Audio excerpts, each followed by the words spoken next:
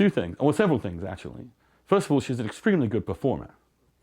And being a telegenic performer, able to deliver speeches well, and also tits and beauty, very powerful combination. There's a reason why Fox News's news anchors all look like basically they're from Hooters. It's because, you know, like Kenny in South Park, you can't take your eyes off it if you're a straight guy. And I think it's also crazy to deny that fact, that is part of her appeal. Hey, not only is she hot as hell, apparently, although of course this is all bullshit, you can go hunting with her. She was a sports cat. She announced sports. I mean, if you're trying to find somebody to appeal to middle-aged white guys in rural America, would you rather have Newt Gingrich or Sarah Palin? I mean, just at a psychic level, that's important. Secondly, and again, people think I'm being trivial about that. I think it's just real. I think it's reality. People respond to these things. We have good-looking people in power. We react to that. The president is a very good-looking guy. You don't have ugly mugs like we used to have in the 19th century. You know, Kennedy onwards, you know, broke that mold. Unless you can channel resentment. And I think she is simply brilliant at channeling the resentment of people who feel the world has left them behind, and has actually left them behind in terms of economics especially, people who are struggling to survive, and for whom there is really no future of greater prosperity given the globalized economy. And those people who simply do not understand why the America that used to lift them up constantly has stopped doing so.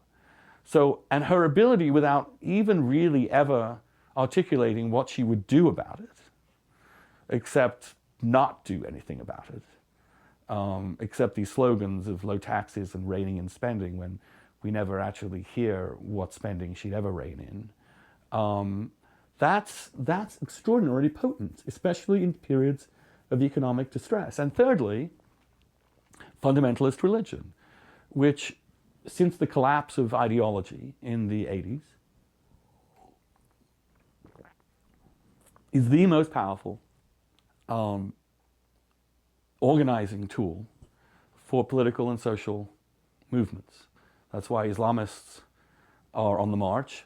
That's why Israel is becoming essentially a religiously based as opposed to secular-based democracy.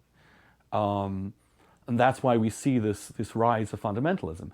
And Palin has one thing, you know, but of course, the Republican Party since Nixon has had resentment. That was its core reason since the 60s. It's always had telegenic people like Reagan. But both Nixon and Reagan, of course, were really serious people.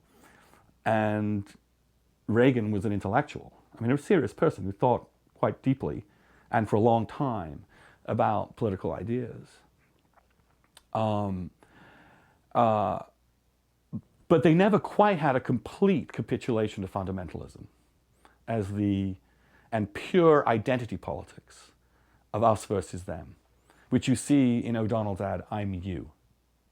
Not, "I'd like to do this to benefit us," or "these are my policies, support me because of this," but just, "I'm you." This is identity politics that used to be on the left.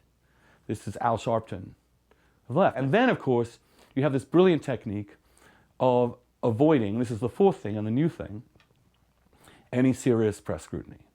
So that you channel yourself through Facebook or through Fox News. No mainstream reporters are ever allowed to ask you questions. And when they do, and you look like an idiot, as happened in the last campaign, it's a plot by the liberal elite media to destroy you. So the press can't win. The more you actually expose her, the more support she gets. You put all that together with the economic crisis, and she's the next president. She's certainly the next nominee. Well, who beats her? Who has all those four things going for them?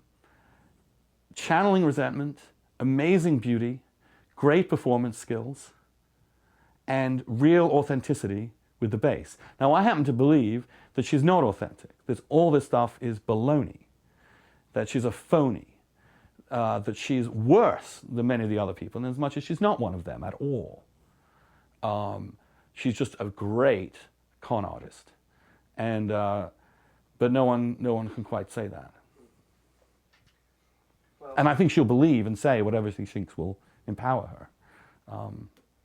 She doesn't actually have any real ideology except hatred of people that she thinks of like me. If you're on her enemies list, watch out. And so God help me if she gets real power, because I know that I'm probably a couple below Joe McGinnis. I'm right up there, because I don't buy for a second anything she's saying, but I do buy in a way that I think many other liberal elites or whatever. I do buy her political power and have believed it from the get-go. I know it when I see it.